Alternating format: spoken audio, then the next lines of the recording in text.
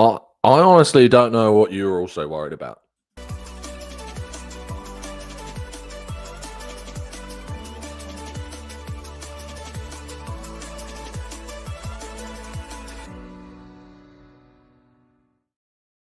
Hello and welcome to the Gooner Talk, back again with you guys and girls for another episode of what is our Arsenal Transfer Show, joining you every single morning at 8 a.m. UK time. Thank you so much, as always, for tuning in.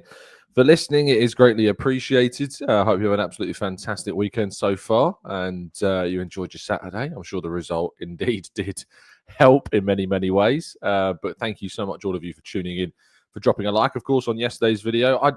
I was out, as you very much well know, yesterday all day, but I did check in, and we are in need of a mission. I will say that. But thank you to the 978 of you that dropped a like on yesterday's video. And I understand on a match day, kind of interest in the morning show does waver the longer the days goes on, because a lot of it goes out of date quite quickly. So I empathise with you. But we do have a job to do today, people, because I need 22 brave souls to go on to yesterday's show and make sure they drop their like. And make sure you're dropping a like on today's video as well, of course. We've got 24 hours to continue to save the challenge. We always give ourselves 24 hours to do it. So make sure you're dropping a like on yesterday's video. Make sure you're dropping a like on today's video. Help us to that 1K every single day. We've got a day to save the challenge. This has happened twice in a week. I'm going to have to be more on it. Good morning to you all. Thank you so much, as always, for tuning in. Really appreciate your time. Thank you so much for listening. D, Brad's in the chat box, Addicted 92. We've got Paul, Soup, Mohammed, Mike in the chat box. We've got other Paul. We've got Gary and Lars. We've got Mike. How many Mikes in the chat box today? So many. George in the chat box after his fantastic addition to yesterday's phone-in. Cleo in the chat, Quinn, Graham, Brian, good morning to you, to Matt G in the chat, Bulant and Spearmint in the chat. We've got Gunny Gooner, we've got Carrie Ann in the chat box, Oloade also as well. Thank you to you all for listening and tuning in. It is, massively appreciate you listening and massively, try and get that word correct. Massively appreciate you all being here today for the show as well. But please do drop a like, please do subscribe and help us out. And also a massive welcome to Olawashina, who has also joined up as a member of the TGT gang as well. Thank you so much for your kind support and welcome to this ever-growing, brilliant, humble family that we have here. So I guess we should probably jump into today's slides, of course. I've just realised I've not actually got it selected, so we're going to jump back a little bit. Here we go. Arsenal 3, Athletic Club 0. Nico Williams, who? It was, of course, a game and a day yesterday that I am in a very rare scenario where I wasn't actually watching the game live. As many of you will know from what I explained to you yesterday, it is indeed the Mrs. 30th birthday today. So yesterday we went to a local vineyard for a wine tasting and a nice meal in the evening with a few of our friends, and it was a really nice day. I did manage to kind of keep my phone away, but there was one point, and the fact that we had really bad signal there, I think actually helped with that. So I wasn't really able to kind of check on the game until I got home in the evening, got the Wi-Fi, and I managed to watch a lot back. And I got up early this morning and feeling pretty fresh, actually. I feel all right today. I managed to watch a lot of different kind of parts of the game, all the highlights I managed to watch back, all of specifically kind of a few players' performances individually, Calafiori, Zubimendi, Gyokeres, Madueke, and looked through quite a fair few of those performances as well. But it is going to be a day where we're looking to you as well to discuss the game in great detail and get your thoughts, of course, on these performances as well. But there was a point in the day, in the afternoon, we were sitting down. We were probably between wines 2 and 3 of the tasting. And then my phone managed to get some signal. And I had 4 or 5 separate WhatsApps from friends with just the emoji of 2 hands and the eyes. And that's all I got. And so from that moment, I was like, okay, I think I've worked out what's happened in the game. And it was a sense of relief, because you do get that sense of relief, don't you? We'll talk about the goal and more specifics about Gyokeres as well. But it was really important to end pre-season with a victory and end pre-season with a good victory. Not just about winning. You know, we've won games unconvincingly this pre-season. You think about the Milan game, you think about the Newcastle game. They were games where Arsenal won and probably deserved to win those games, but they weren't necessarily convincing and, you know, games in which you go, right, we're ready. But based upon how Arsenal played, and of course with the lineup that we selected, which was, it's probably our strongest lineup. I'm thinking through it. Besides the only players, of course, you've got question marks over is Martinelli at the moment, facing a lot of questions. We can talk about him later on, probably in part 2. Calafiori and Miles Lewis-Skelly in the left-back role. And I was surprised to see Jurriën Timber actually start this game on the right-hand side. Very surprised indeed. So in my mind, Calafiori's got that seniority to Miles Lewis-Skelly, of course. And we'll talk about Calafiori's performance specifically as well. And so it was one of those days, one of those 11s, I guess, where we finally got to see kind of what this team can do when it's got the majority, if not all, of its best players on the field from minute 0.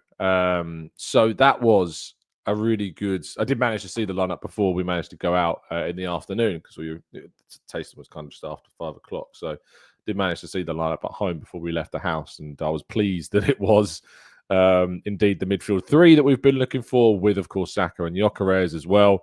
So very happy with the lineup, and I think we got rewarded with that lineup with the performance that of course did follow. We're going to kind of talk about the major key talking points in part 1, and then we'll go into more of the finer details of the game with you all in part 2. The goal from Gyokeres, of course, there's irony, I think, around these 2 big chances that Gyokeres had in the game. Of course, the post that he hit from Madueke's cross, and the goal that he scored from Martin Zubimendi's cross, which was an excellent header. There was this argument that was going around that aerially, and we talked about it on here, and I mentioned it. We looked at Šeško as a player that would add certain aerial presence and aerial threat and danger, but that it wasn't necessarily a part of Gyokeres' game that we'd been exposed to that much, because it wasn't the type of chance that he was really getting on the end of, or getting the opportunity to get on the end of during games with Sporting. They don't tend to play kind of that style. They don't tend to put the ball in the box aerially too often, and he wasn't really getting into those situations. My goodness, how wrong it is, of course, to kind of look at a lack of opportunities in the air. And I think actually Gyokeres, there's an interview he does where he's asked about his aerial ability, and he just basically said that, he's not been given the opportunities to score in these moments. He's not been given the opportunity to try and score these chances because there's not been too many crosses aimed at him, and mainly a lot of the players on the floor, which is good. It develops that technical ability in his game. And he produced a fantastic goal, brilliant cross from Zubimendi. We'll talk about his performance individually shortly as well.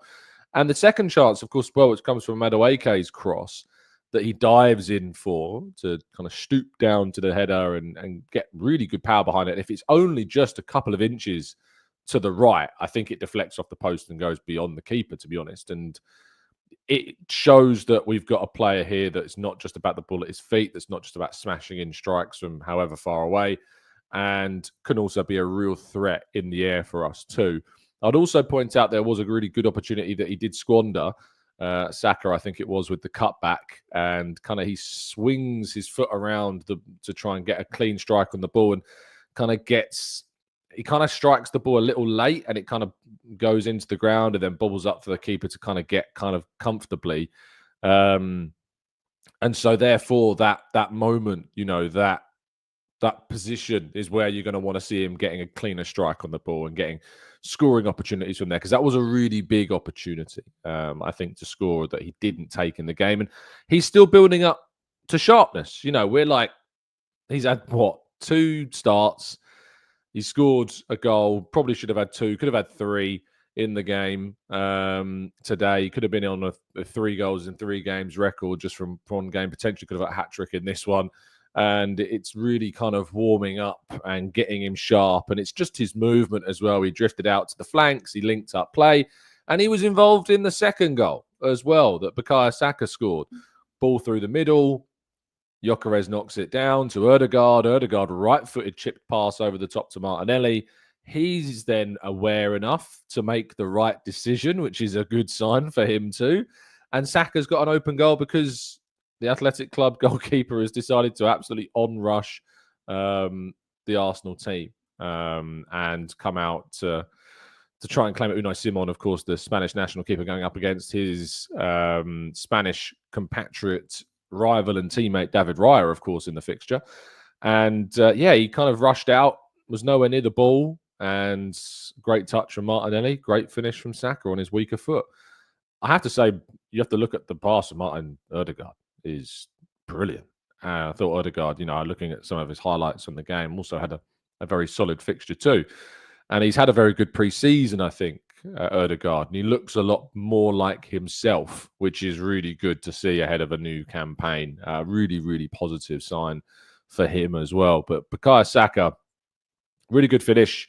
Ends the tour with, a couple of goals. And I think he'll take that into the season with a lot of positivity after, of course, last season he found himself very much on the end of a bad season with injury, and one that really affected his ability to take on the campaign the way that he would have wanted to.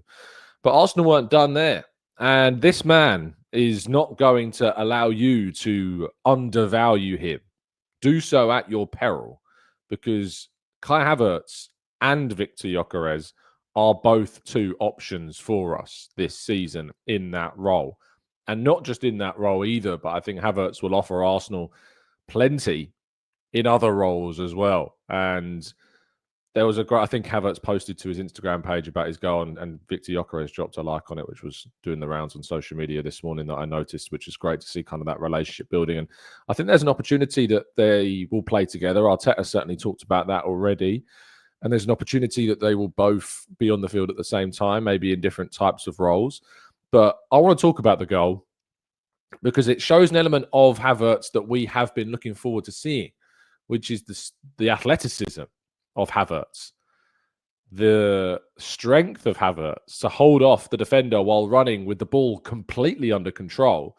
And he's slightly off balance at the end of the run, and the finish is just brilliant. Absolutely brilliant, the finish into the bottom right-hand corner. Past Unai Simon, low, powerful. Keeper's going to get nowhere near that because it's so low to the ground, so direct and precise. It was the best goal of the game, and certainly provided us a reminder just of how good Kai Havertz still is and will be, and will continue to be such an asset for us. And, having that depth in attack, having this option in the forward line is really important for us. As I say, undervalue him, underrate him at your peril. He is an important player for this team. He is going absolutely nowhere. He is a really important signing that we've made in these last few years, and he's part of this squad that we've built, and he's a really important part of it. So, yeah, very, very, very happy with that. And overall with his substitute cameo performance as well. Coming off the bench, obviously, was missing for the last game with injury, but good to see him back. But let's go into some of the individual performances. We have to start with this, man, because Martin Zubimendi, I mean, it's without trying to look and sound a little bit smug here, but and it's really early. It's so early in his time at the club. But I've been fighting the battle all summer that I think Arsenal have upgraded their midfield. Martin Zubimendi is an upgrade on Thomas Partey for me. Norgard is going to give us more than Jorginho would this season. Arsenal are evolving in their midfield. And I don't know if you noticed this, but I've watched enough of the game now that I saw Rice dropping in, with Zubi moving forwards. And I saw Rice pushing forwards and Zubi dropping in. And I saw a midfield collaboration that was not necessarily the 4-3-3 that we've become so used to seeing. And I saw a couple of indications and hints and signs about a structure that's changed in our midfield.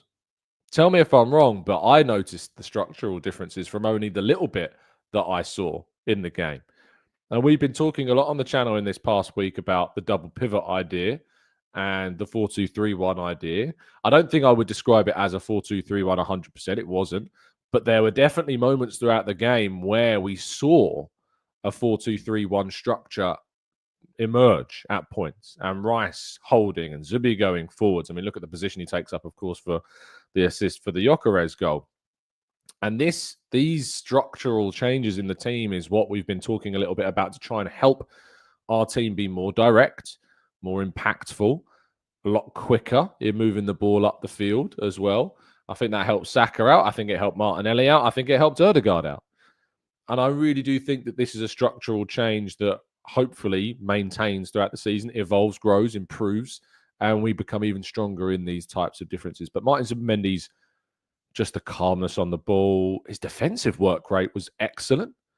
And I think one of the question marks we've had about Martin Zubimendi is his defensive side of his game. Really strong. Very, very, very strong indeed, how he played defensively. But it is that passing, the quickness of his movement, the intelligence of his passing, where he's finding those spaces, where he's making those passes and making those runs work for his teammates. Absolutely brilliant performance from Zubimendi. So I will stand on this hill. Arsenal have brought in a better defensive midfielder than they had last season, and he is going to prove it this year. Calafiori started on the left, as you know, and it was a surprise, I think, actually, to see Calafiori start, considering he wasn't fit enough to play at all in the previous fixture. And he'd only had a couple of sessions this week before, of course, coming back into the side. But he started at left back, and when he's there and when he's fit and when he can play, Calafiori's a really good player. I've enjoyed every performance I've seen from Calafiori this preseason. The ones in which we've seen him, the Milan game, I thought he was good. The Newcastle game, until he got injury, I thought he was good. And this game, I thought he was great. I thought he's been stronger as the preseason's going to the games he's been able to play in. He's looked stronger in each game. And Miles Lewis-Skelly is a player I adore and cannot wait to see more from him this season and what he brings, because stylistically he's quite different. But Calafiori is a defender that can play left back, whereas Lewis-Skelly is kind of more of your traditional inverted midfielder playing left back. And you can see the difference in the two kind of styles of both of them. I think his kind of the defensive question marks that are in his game, in specifically this fixture, is more to do with the fitness side of things and sharpness. I think he's a good defender, actually, personally. I do think that he has moments in him, for sure, that he needs, and he's a young guy, so he's one of the youngest players in the team, believe it or not, that isn't one of the youth academy graduates. Trying to conflate two words together there. And as he grows and matures and plays plenty more, that side of his game will be refined and he will become more astute defensively, just like William Saliba has. William Saliba at the start of his time with Arsenal and Marseille and Saint-Etienne had, defensive question marks at times, but he matures. Young defenders, it's the most common area where you see kind of players in terms of a position making mistakes is when they're younger in defense. So that doesn't concern me too much, but it's what he does going forwards, which is really exciting.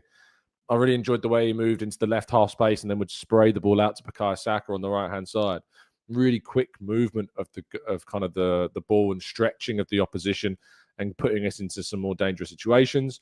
He, of course, was set up for a chance by Gyokeres in the first half as well, which he took with his right foot. We know he can score with his right foot. He did so against Manchester City. So, yeah, I like Calafiori as a player. I really hope that he can stay fit, because if he can stay fit, Arsenal have bought a really, really impressive player that I look forward to seeing plenty more of this season. Last player I want to talk about specifically, and of course we'll go into more details about some of the others with you all in the chat box in part 2, is Madueke. I think it should be fairly obvious why I want to talk about Madueke as one of our new summer signings, and there being so much kind of emphasis on that signing and all the kind of question marks about those signings. Madueke, I think, impressed again when he came off the bench. Only a little Matt, we could see him, but his speed was good. His touches was good. The little interplays were good. The little combinations of 1-2s were good. The crossing was good. Got into some really good positions. I think there's a real chance here that we find Madueke, who has been brought in predominantly to be the depth to Bukayo Saka and give us some more, quality there and competitive cover. But the fact that he can play on the left is really, really positive. And he showed his ability to play on the left yesterday. And he showed that with his crossing, with his movement. There was some good interchanges of play. There was a great move toward the end of the game with the 1-2 passing. He just kind of lacked the final touch to make the right decision. There was a kind of a pass out to the right-hand side he probably should have made, but he went for kind of a more incisive central ball, which unfortunately got blocked. But the move was really good, and the players kind of want to combine. And then he scored his penalty, which was really important at the end after he missed the one the other day at the Emirates against Villarreal. So that was important that he scored that pen. Lovely Panenka through the middle. Really good. And it offers us kind of difference and variation. But what I want to say about the left-hand side before we go to part 2 and your questions is I want to say that I think that what we've been talking about, us collectively as a channel and you listeners and talking in the chat box, is that the coaching and the system side of the left positions and the left wing is the biggest issue. For me, we could bring in an Eze, we could bring in a Rodrigo, and I'm sure that will help with things, certainly, and add differences. But for me, it's the coaching and the system and how we operate on the left. And yesterday, the left-hand side was used a lot.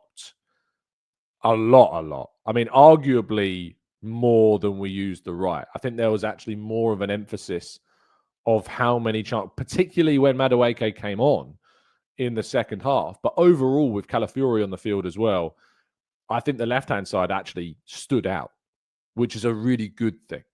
We want the left-hand side to stand out.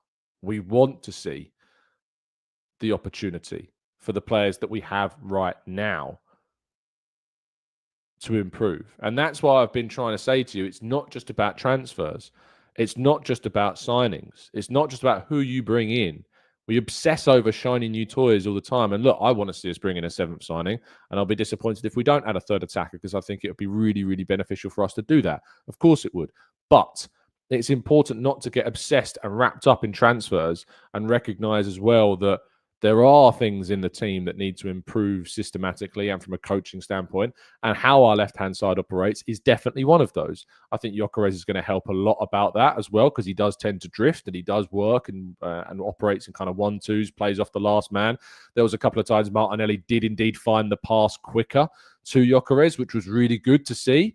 And you've got to give credit to Martinelli. I know he's been under scrutiny a lot from us and you this week and these past couple of weeks and this last season and last 2 seasons. But when he has a good game, and I think Martinelli had a much better game yesterday, absolutely he had to go and have that type of game. So, yeah, I'm looking forward to it.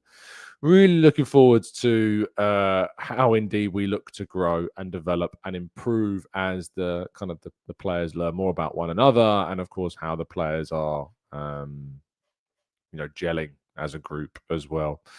Right, let's go to part 2 now, shall we? And jump into the chat box and tackle some of your questions, some of your thoughts, and plenty more right after this.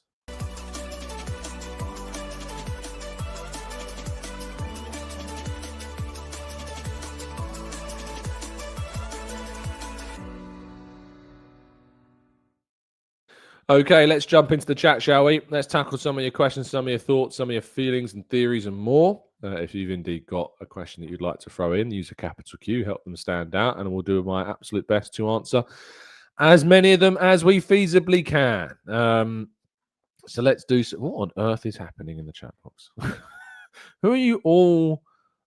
Oh, okay. There's a troll in the chat, and you're just reacting to them. Let's get rid of them. Let's go to Gunny Gooner says, Tom, how do you feel about United at the weekend? I mean, I feel much better now, mate. I'll be honest. And football's a fickle game. We as fans, football fans in general, we are a fickle bunch.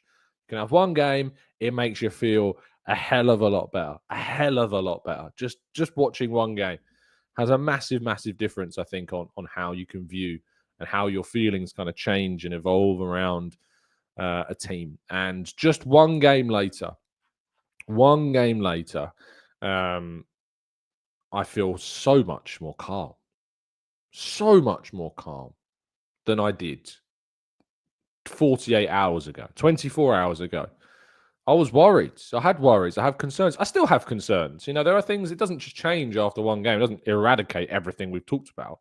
That would be really silly and ignorant and naive to do that. But there is an element of, okay, we've seen our best team there. We can see how they play. We can see how much better we look. We can see, obviously, a lot of things that are really positive. We look quicker. We look more sharp. We look, clinical. We needed that. The team needed that. The manager needed that. We needed that. The media needed that. Everyone needed that to just see what this Arsenal team is indeed capable of doing when it's, when it looks a lot more like us when it looks more like what we're going to get from them. So yeah, that for me was definitely a positive one. Super chat from Nicholas Brisby, who says we looked so much quicker to release the ball and play vertically. With Big Vic's strength, we could create some excellent chances. Very exciting times. I agree with you. And Temi, thank you so much as well for the kind birthday wishes to the missus. I'm sure she appreciates that. I'll use that. I'll buy her a beer. There you go. Sonny says, Tom is the name. Have the club been hiding their true power, like in Dragon Ball Z? Rice in a deeper role, swapping with Zubi was amazing. Happy for Gyokeres 14 that he scored, and Madueke could be a smart move. Hiding their true power is something that we have talked a little bit about, and it's why I've told people to not lose their minds, and why I don't think anyone should be validating any opinion of losing your minds during pre-season. It's not conducive to positive thought. It's not conducive to analytical thinking. It's not positive to do it, because in pre-season, it's all about fitness. It's all about sharpness. It's all about practice. It's all about gelling. It's all about integration. It's not about competition. Pre-season competition is the last thing that we kind of think about in pre-season. Pre-season is about loads of other things. It can bring encouragement. It can raise concerns. It can give you ideas. It can give you, areas of development. But losing your head in pre-season is never smart. And running off on rants and shouting and screaming and laying into players and fans and managers and whatever, over a pre-season game will always make you look a bit silly in the end. And I think that this game today absolutely went and did that for quite a few people. So good to see. Brad says, the missus, she likes a McDonald's breakfast for birthdays. It's a special treat. We don't do it very often, if at all, to be honest. I can't remember the last time I get a Mackie D breakfast, but on a birthday, it tends to be a Mackie D breakfast. So it will be a McMuffin.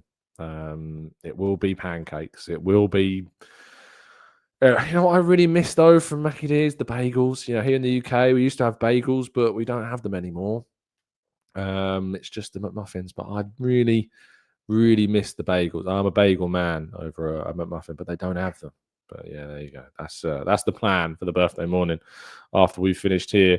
Omar says people are praising Odegaard, but if we had Eze in there, it'd be so dynamic. Look, as I said, I'd love to sign Eze, but it's weird, isn't it? It's weird to kind of go off of a really good performance from Odegaard and be like, everyone's praising him, but what if we had this guy? How about we just appreciate what we do have right now? It's the obsession over transfers I will never quite understand to the level that some people take it to. Elliot says, great performance by the Chargers today. But sorry, Tom, despite the fact that we need better tactics from the left, there is an achievable level above a.k.a. Eze Rodrigo.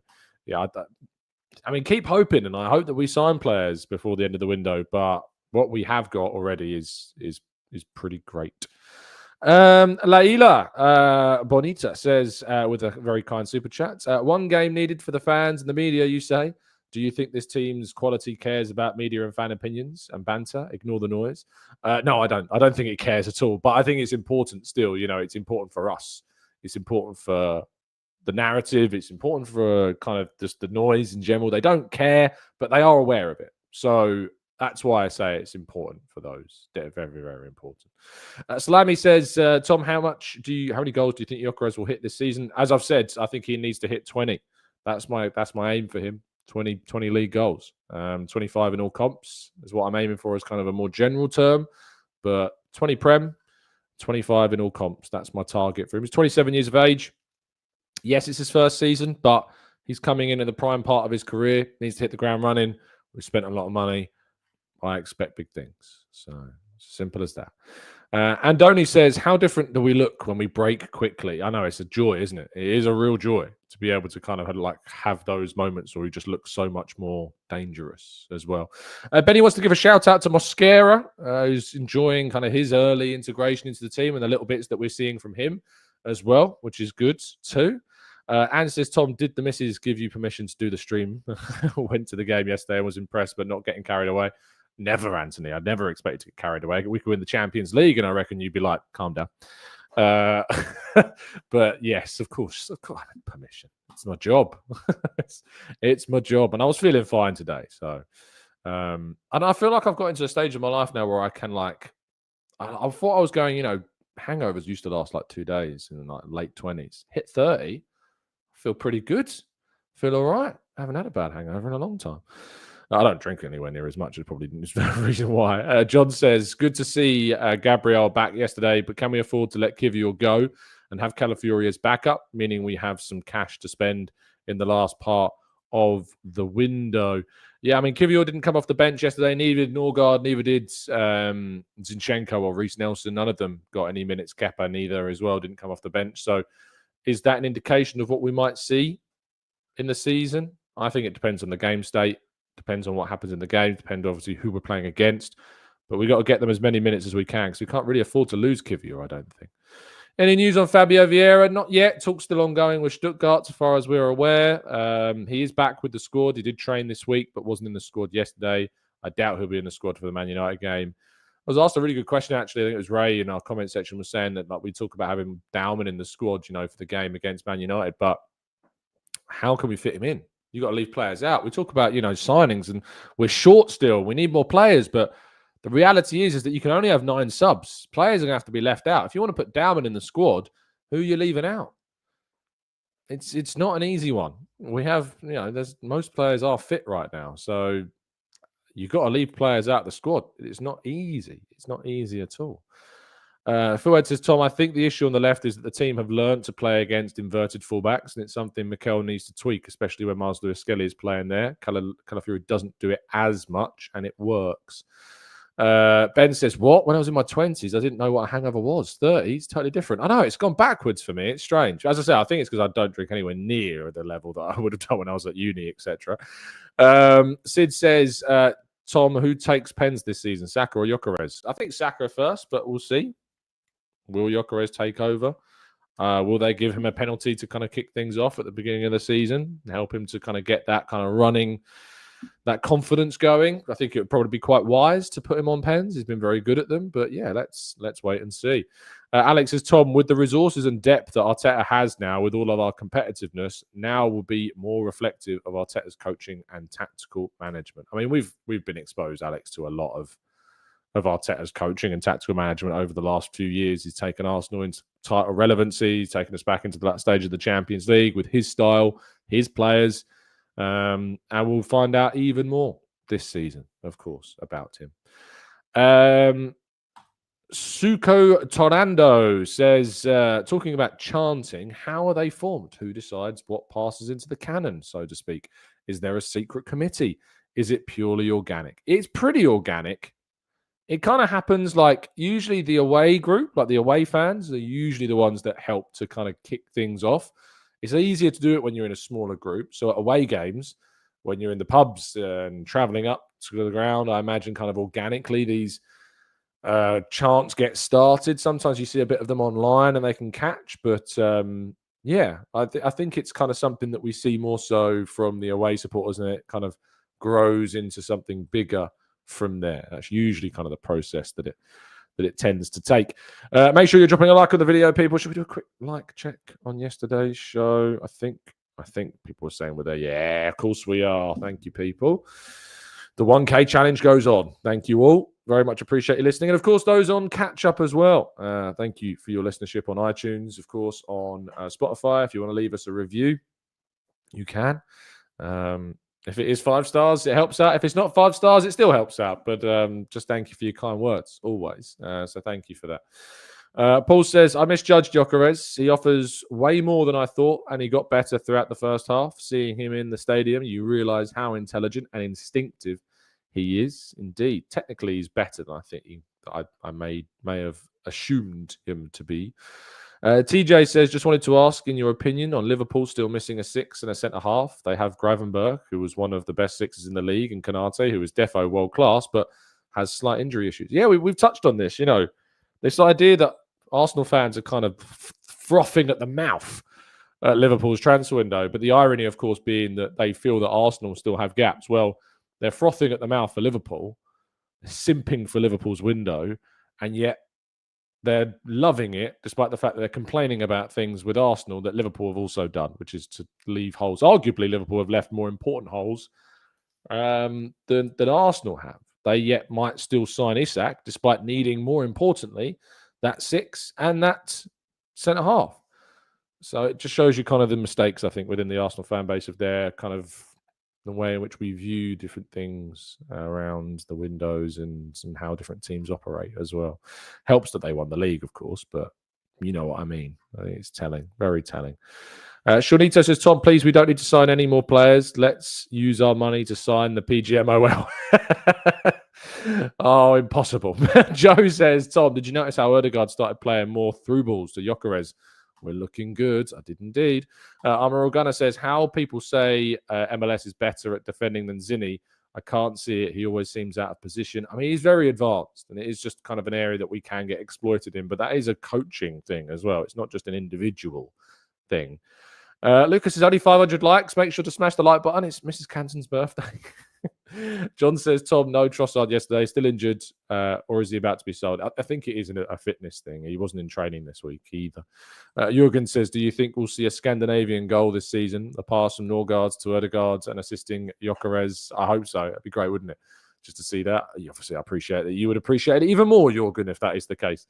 Masabulele says, I like the fact that Gyokeres is not one-dimensional. He offers so much more, spinning in, running behind, the channels, knockbacks, near-post attacks. Yeah, he's offering a lot. He's a multifaceted striker, is he? Is he not? Gary says Liverpool are going to add a defender, though. Slot said it was a priority position. Let's see.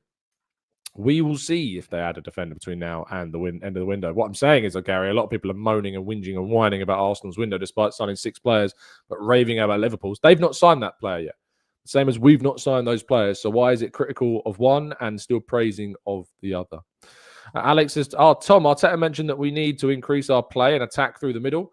How do we see us achieving that? Is it Zubimendi advancing, or is it getting Ødegaard to play more central? It's a collective thing, Alex. It's not just about individuals. It's a collective thing. You need all the players singing from the same hymn sheet. You need all of them doing different things, making us a lot more unpredictable. I think that's the key word. You know, we need everybody working and operating across those different half spaces. In particular, Calafiori, when he was moving across from one to the other and playing that ball across, it really did stretch the opposition. We need to move the ball quickly. I think that's the biggest thing. Just the speed of play needs to be better. The purposefulness of how we move the ball as well. I don't want to see us kind of breaking and then stopping and turning around and passing backwards and apologizing. I want to see us go for it. If you see a pass that's on, try to play it. You know, don't shy away from making those tough passes. That's what I want to see from us this season. Miles says, good morning, Tom. Pleasure to catch you. Do you think Havertz and the club anticipated that he would be playing in a more traditional role this season, leveling up in strength and speed?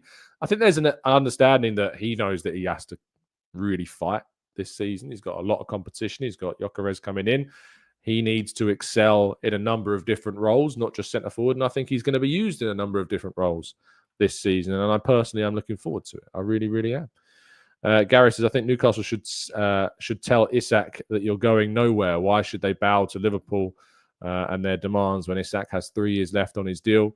They'll still get £100 million for him plus next summer. Absolutely. TJ says, Tom, I can't see the holes in Liverpool have. They have a 6 and they have a centre-back. If they don't get a centre-back, it's not the worst. Oh, mate, if Van Dijk or Konate get injured, they're in trouble. If Gravenberch gets injured, they're not looking as confident and calm as you might think right now.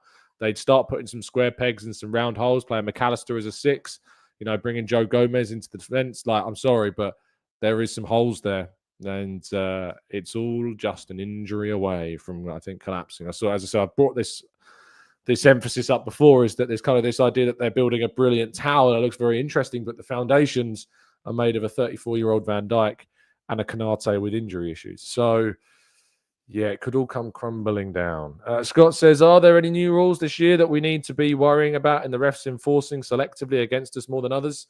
I mean, the main one, obviously, is the goal, or the kind of the goalkeeper time. A goalkeeper has the ball for 8 seconds or less. If he goes over 8 seconds, the referee blows his whistle and gives a corner to the opposition. The idea is that it's meant to dissuade time wasting by goalkeepers and the referee will begin counting as soon as the goalkeeper gets on the ball. You're definitely going to see fans, I think, chanting and counting down, and I think that's important that we ultimately follow those rules, and that goes for David Raya as well. He can be guilty of doing it too, so we need to make sure that we do that. Paul says, any idea what causes some people to wake up on a Saturday morning and decide it would be a good idea to start the day by trolling a chat box? Dissatisfaction in life, boredom, a lack of hobbies and friends. These things come to mind. That's probably some of the reasons as to why. Good Wi-Fi under a few bridges here and there. Yeah. I mean, you only get one life, and some people want to waste it doing that. So it's up to them. Soup says, yes, it is one thing that infuriates me. We win the ball back, high positions, and then pass it backwards. At times, we are braver in playing the ball around the back, and then we are in the final third. I know what you mean. TG says, can you see if we go down late in the game, Gyokeres and Havertz both being on the field together? Yeah, definitely. I could see that. Absolutely. Mike says, Madueke or Martinelli against Man United? Interesting. I mean, if he's fit enough, I'd go Madueke. I would personally go with Madueke. I think playing against that back three, having somebody you can get in behind and put a left-footed cross into the box for Gyokeres, I think that's going to be very important. So I'd go with Madueke personally. B-Boy Gaming says, what's the chance of getting Eze? Not high. Not very high at all. Just it needs a lot of things to happen. A lot of players need to be sold. Palace need to be open to selling at a better price tag. So, yeah, I'm not confident on that deal. I'm not saying it's impossible. Could happen. But I'm not feeling confident about that deal at all. Right. I'm going to wrap things up there. Thank you so much, all of you, for tuning in. I really appreciate your time. I really appreciate you listening. I really appreciate you being here. If you could drop a like, I would be greatly appreciated of that even more. I'll be back with you tomorrow morning, not from these surroundings. I'll be in a different place. We're staying at the Mrs. In-laws, or my in-laws, not the Mrs. In-laws, my in-laws tonight. So I will be in a different environment tomorrow morning, just tomorrow morning. So different audio and all of that. I've done it from there before. You'll probably recognize the background and the slight change in audio. But be aware of that. And have an absolutely fantastic Sunday. Enjoy yourselves. Stay safe. Enjoy the Community Shield final. Let's hope Palace can get another trophy. Eze as well, of course, we expect to be playing in that game. So, yeah, let's wait and see, shall we? But thank you so much for tuning in and listening. Do drop a like, do subscribe, and all of that usual YouTube-y stuff. Stay safe, stay well, stay happy and respectful. And as always, up the Arsenal.